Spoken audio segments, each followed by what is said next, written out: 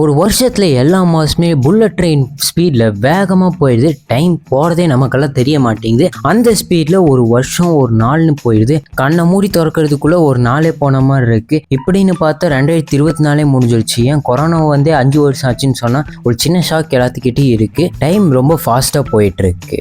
நாள் போக போக போக புதுசாக பல டெக்னாலஜிஸ் வந்துக்கிட்டே தான் இருக்குது. அந்த டெக்னாலஜிஸே நமக்கு ஒரு வகையில் யூஸ்ஃபுல்லாக தான் இருக்குது. உதாரணமாக இந்த ஏஐ மாதிரி சொல்லணும், நம்ம வேலையெல்லாம் கொஞ்சம் ஈஸியாகவும் பண்ணித்தரும். இந்த ஏஐ மாதிரியான புதுசான டெக்னாலஜிஸ் இப்போ வந்துக்கிட்டே தான் இருக்குது. டைம் போக போக முன்னாடி அவ்வளோ பெருசாக கம்ப்யூட்டர் இருந்துச்சு. ஃபஸ்ட்டாக கண்டுபிடிச்ச கம்ப்யூட்டர்லாம் 40 அடிக்கிட்ட இருந்துச்சு. அதுவும் ஜஸ்ட் கேல்குலேட்டராக கண்டுபிடிச்சாங்க. இப்போ அதே கம்ப்யூட்டரை சுருக்கி ஒரு ஃபோனுக்குள்ளே கொண்டு வந்திருக்காங்க. இது டெக்னாலஜிக்கு ரொம்பவே இம்ப்ரூவ்மெண்ட்டுக்கு ஒரு பெஸ்ட் எக்ஸாம்பிள்னு சொல்லலாம். டெக்னாலஜி இம்ப்ரூவ்மெண்ட்டுக்கு பெஸ்ட் எக்ஸாம்பிள்னா அது மொபைல் ஃபோன் தான் சொல்லணும். கம்ப்யூட்டரில் பண்ணுற எல்லாமே இப்போ குட்டியாக இருக்கிற அந்த மொபைல் ஃபோன்லேயே பண்ணலாம். வெறும் மொபைல் ஃபோன்ஸ் மட்டும் இல்லை, புதுசாக பல பில்டிங்ஸ் இன்ஃப்ராஸ்ட்ரக்சர்லாம் வந்துக்கிட்டே தான் இருக்குது. அதில் டெக்னாலஜிஸை யூஸ் பண்ணி எல்லாம் கட்டுறாங்க. பாலம்பத்தெல்லாம் டெக்னாலஜிஸ் யூஸ் பண்ணி வேறு டிசைனில் ட்ரை பண்ணி கட்டுறாங்க. ஏஐ வந்து ஒரு பாலம் டிசைன் பண்ணுது. இப்போல்லாம் அந்தளவு டெக்னாலஜி போயிடுச்சு. இதே மாதிரி ஃப்யூச்சரில் வர ஒரு சில டெக்னாலஜிஸை இந்த வீடியோவில் பார்க்கலாம். இதெல்லாம் கிட்டத்தட்ட வரப்போகிற டெக்னாலஜிஸ்னு கொஞ்சம் கன்ஃபார்ம் ஆயிடுச்சு. 80% கன்ஃபார்ம் தான் இந்த டெக்னாலஜி எல்லாம் வந்துருவோன்னு. அதில் ஃபஸ்ட்டாக ஏஐ இன் ஹெல்த் கேர். ஏஐ வந்து ஹெல்த் கேரில் எந்தளவு யூஸ் ஆயிருக்குன்னு அதில் ஃபஸ்ட்டாக பார்க்க போகிறோம்.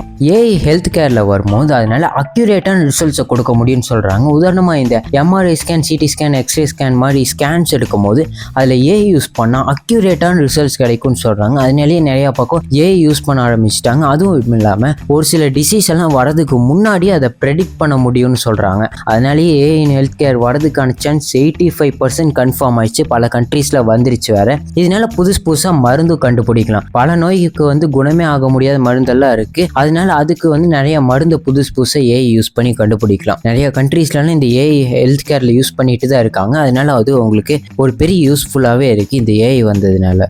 அடுத்தது ஏஐ இன் ஹெல்த் கேருக்கு அப்புறம் ரோபோட்டிக்ஸ் இன் டெய்லி லைஃப். இது வருது கிட்டத்தட்ட 95%க்கு மேலே கன்ஃபார்ம் தான் ஆயிடுச்சு. ஏன்னா இப்போ இந்தியாவிலே பல பக்கம் இந்த ரோபோட்ஸ் வருது. ரோபோட்ஸ் டீச்சராக இருக்காங்க. ஹோட்டலில் ரோபோட்ஸ் சர்வராவெல்லாம் யூஸ் பண்ண ஆரம்பிச்சிட்டாங்க. ரோபோட்ஸ் இன் டெய்லி லைஃப்லாம் இப்போ சகஜமாயிரும். ஏன் இனி 10 வருஷம் கழிச்சு நம்ம வீட்லேயே ஒரு ரோபோட் இருக்குன்னு சொன்னால் அவங்களால நம்ப முடியுமான்னு தெரியாது. ஆனால் இருக்கும்களுக்கான வாய்ப்பு ரொம்பவே அதிகம். ரோபோட்ஸ் மட்டும் வீட்டில் இருந்தால் பல பேருக்கு கேர்டேக்கர்ஸாக இருக்கும். அதனாலே இந்த ரோபோட்ஸை பற்றின ரிசர்ச் பயங்கரமாக தீவிரமாக நிறைய பக்கம் செஞ்சுட்டு இருக்காங்க. பல இடத்துல இந்த ரோபோட்ஸ் இப்போ கொண்டு வர வேற ஆரம்பிச்சுட்டாங்க. சர்வர் சாவெல்லாம் இருக்கு. அடுத்து நம்ம வீட்டில் தான் இருக்கும் 10 வருஷம் கழிச்சு.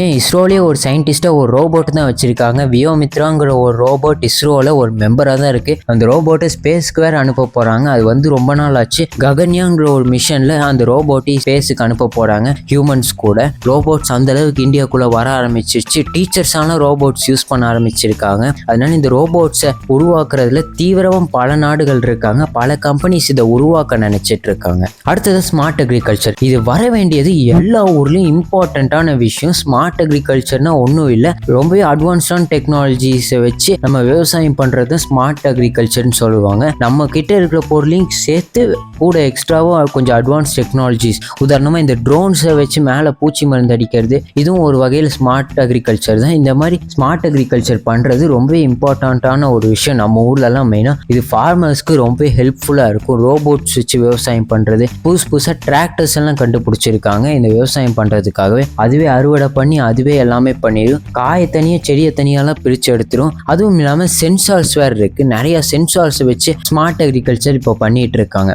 அதெல்லாம் வருது இப்போ ஃபார்மர்ஸ்க்கு ரொம்பவே யூஸ்ஃபுல்லாக இருக்கும். அவங்களுக்கு ரொம்ப ஹெல்ப்ஃபுல்லாகவும் இருக்கும். ஃபாரின் கண்ட்ரீஸ்லாம் இந்த ஸ்மார்ட் அக்ரிகல்ச்சர் சர்வசாதாரணமாக பண்ணிட்டு இருக்காங்க. அவங்க இதுக்காகவே பல மிஷின்ஸை உருவாக்குறாங்க. அதுவே தனியாக காய் செடி எல்லாத்தையும் பிரித்து எடுத்துரும். முன்னாடியெல்லாம் உழவன் சேத்துல காலை வச்சாதான் நீ சோத்துல காலை வைப்பேன் நிறைய பேர் சொல்லுவாங்க. ஆனால் ஃபியூச்சரில் ஏன் 20 வருஷம் கழிச்சு இந்த உழவர்களே இருப்பாங்களான்னு தெரியாது. ஏன்னா ரோபோட்ஸ் அங்கே சேத்துல ஓடினாதான் நம்ம சோத்துல கை வைக்க முடியும்னு எதிர்காலத்தில் நிறைய பேர் சொல்றதுக்கு வாய்ப்பு ஜாஸ்தின்னு சொல்லணும். ஸ்மார்ட் அக்ரிகல்ச்சருங்கிறது ஃபாரின்ல நிறைய பக்கம் வர ஆரம்பிச்சிருச்சு. இந்தியாலையும் கூடிய சீக்கிரம் இதெல்லாம் கொண்டு வர ஆரம்பிச்சிருவாங்க.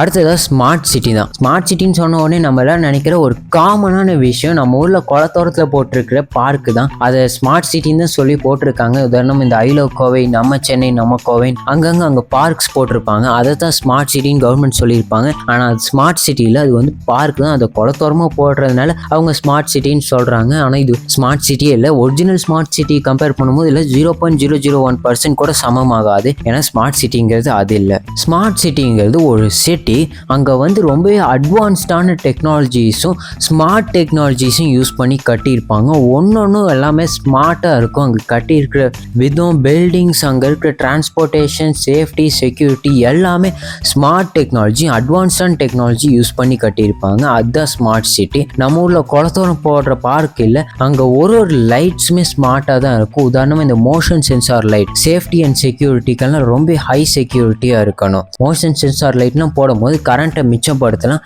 அந்த மாதிரி எல்லாமே ஒன்று ஸ்மார்ட் மூவ்ஸாக, ஸ்மார்ட் டெக்னாலஜியாக மட்டுமே இருக்கணும். சேஃப்டி அண்ட் செக்யூரிட்டி கன் மாதிரி இருக்கணும். ஒரு சின்ன பொருள் தொலைஞ்சா கூட கண்டுபிடிக்கிற மாதிரி இருக்கணும். மோஷன் கேப்சரோட இருக்கிற கேமரா வேணும். ஒரு காரையும் பார்க்கணும். அதோட முக்கியமாக அங்கே குப்பையே இருக்காது. குப்பையெல்லாம் இந்த மாதிரி ஸ்மார்ட் பின்ஸாக இருக்கணும். இப்படி இருந்தாலே நம்ம ஊரை வந்து ஸ்மார்ட் சிட்டியாக மாற்றிடலாம். குப்பை போடாமல் இருந்தாலே போதும் நம்ம ஊர் ஸ்மார்ட் சிட்டின்னு சொல்ல ஆரம்பிச்சிருவாங்க நிறைய பேர். ஸ்மார்ட் சிட்டிங்கிறது அதுதான். நிறைய அட்வான்ஸ்டான டெக்னாலஜியும் ஸ்மார்ட் டெக்னாலஜிஸும் யூஸ் பண்ணியிருப்பாங்க. அதுக்கு பேர் தான் ஸ்மார்ட் சிட்டி. நம்ம ஊரில் குளத்தோரம் போட்டிருக்கிறது ஸ்மார்ட் சிட்டி இல்லை. அடுத்ததாக ஸ்பேஸ் டூரிசம் தான். இந்த ஸ்பேஸ் டூரிசம்ங்கிறது இப்போ லைட்டாக வர ஆரம்பிச்சிடுச்சு. இனி ஒரு 20-30 வருஷம் கழிச்சு இது காமன் ஆகிறதுக்கான சான்ஸ் ரொம்பவே அதிகமாகிடுச்சு. நிறையா பேர் இதுக்கான ரிசர்ச் பண்ணிக்கிட்டே தான் இருக்குது. ஸ்பேஸில் டூர் பண்ணணும்னு நிறைய பேருக்கு ஆசையும் இருக்கும். அந்த ஆசையை நிறைவேற்றுற மாதிரி தான் ஸ்பேஸ் டூரிசம்ங்கிறது ஒன்று இனி கொஞ்ச நாளில் வர ஆரம்பிச்சிடும். அந்த கொஞ்ச நாள்னா அடுத்து 2 மாதத்துலலாம் இல்லை, ஒரு 10-20 வருஷம் ஆகும். அதுக்கப்புறம் இந்த ஸ்பேஸ் டூரிசம்ங்கிறது காமன் ஆயிடும். இப்போ ரொம்ப காஸ்ட்லியாக இருக்கிறதுனால தான் இப்போ யாரும் அவ்வளோக்கா ட்ரை பண்ணுறது இல்லை. ஸ்பேஸ் எக்ஸ் இதில் ரொம்ப தீவிரமாக இருக்காங்க. இந்த ஸ்பேஸ் டூரிசம் கொண்டு வரணுங்கிற எண்ணத்தோடு தான் இருக்காங்க. அவங்க மட்டும் கொண்டு வந்துட்டாங்கன்னா அவங்க தான் ஃபர்ஸ்ட்டாக இருப்பாங்க. இப்போ அவங்க கொண்டு வந்துட்டாங்கன்னு நினைக்கிறேன். அதுக்கான ரிசர்ச் எல்லாம் நிறைய போய்கிட்டே தான் இருக்குது. இந்த ஸ்பேஸ் டூரிசம் எவ்வளோ ஃபாஸ்ட்டாக முடியுமோ அவ்வளோ ஃபாஸ்ட்டாக பண்ணணும்னு அவங்க நினச்சிட்டு இருக்காங்க. ஸ்பேஸ் எக்ஸ் இதில் ரொம்ப தீவிரமாக இருக்காங்க. வீடியோ பிடிச்சிருந்தா லைக் பண்ணுங்கள், உங்கள் ஃப்ரெண்ட்ஸ் அண்ட் ஃபேமிலிக்கு ஷேர் பண்ணுங்கள், உங்கள் தாட்ஸை கமெண்ட் பண்ணுங்கள். அதோடு முக்கியமாக அங்கே இருக்கிற சப்ஸ்கிரைப் பட்டனை தட்டிட்டு அதை பெல் ஐக்கானு கிளிக் பண்ணிக்கோங்க.